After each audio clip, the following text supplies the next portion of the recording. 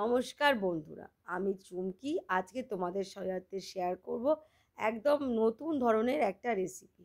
যারা আমার মতন ডিম খেতে ভালোবাসো তারা অবশ্যই কিন্তু এই রেসিপিটা ট্রাই করো, আর যারা বাসো না তারাও একবার খেলে এর প্রেমে পড়ে যাবে। চলো এবার শুরু করি।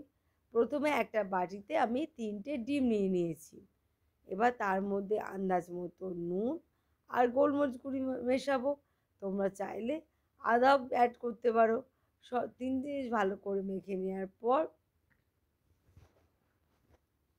এবার আমি এটা ভাপাতে দেবো। তো ভালো করে ফেটিয়ে নিয়েছি। এরপর এটা ভাপানোর পালা। তার জন্য আমরা নিয়ে নেব একটা স্টিলের টিফিন বক্স। সেই টিফিন বক্সে খুব ভালো করে সর্ষের তেল মাখিয়ে নেব, নইলে কিন্তু ডিমটা তুলতে খুব অসুবিধা হবে।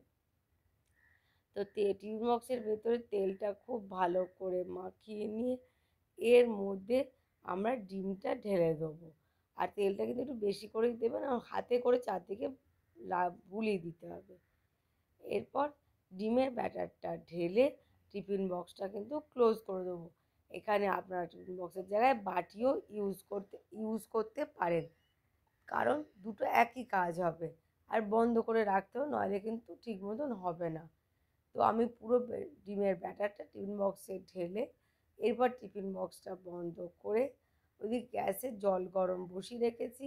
সেখানে স্ট্যান্ড দিয়ে বাটিটা বসিয়ে দিতে হবে। পাক্কা 10 মিনিট এটা ফুটতে দিতে হবে লো টু হাই ফ্লেমে। তারপর ঠান্ডা হলে খুলে এটাকে ঢেলে নিতে হবে। একদম ডিম ভাপা রেডি। এরপর এইটাকে ট্রায়াঙ্গেল শেপ করে কেটে নিতে হবে।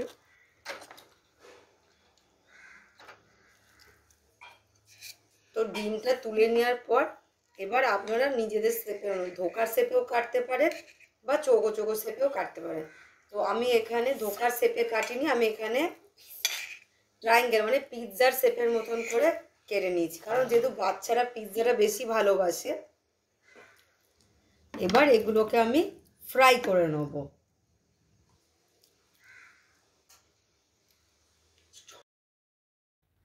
কড়াই তেল গরম করে প্রত্যেকটা পিৎজার পিস আমি কিন্তু লাল করে ভেজে নেব।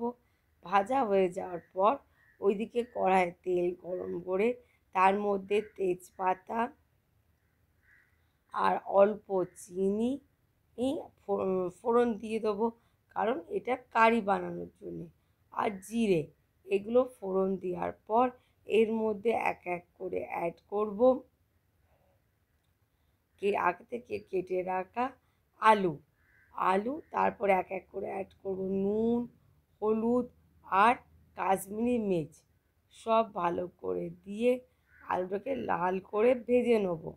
যখন ভাজা হয়ে যাবে তখন আগে থেকে বেটে রাখা আদা, জিরে, ধনে, গরম মশলা, সেই মশলাটা এর মধ্যে দিয়ে দেবো 2 চামচ মতন দিয়ে, আর তার সাথে অ্যাড করব টমেটো।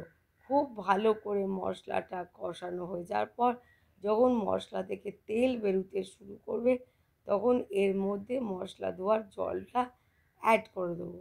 অ্যাড করার পর চাপা দিয়ে 10 মিনিট মতন রাখবো আলুটা সেদ্ধ হওয়ার জন্যে।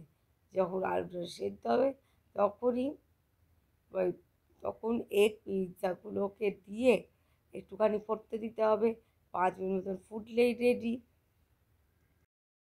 এগ পিৎজা কারি। তোমরা অবশ্যই ট্রাই করো, আমাকে জানাতে ভুলো না। ভালো লাগলে লাইক, কমেন্ট, শেয়ার করে দিও, আর সাবস্ক্রাইব করতেও ভুলো না।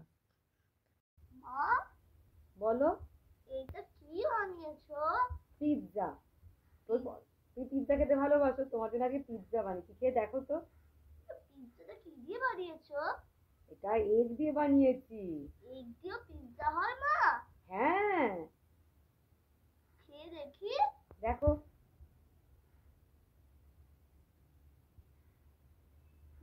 হ্যাঁ গো।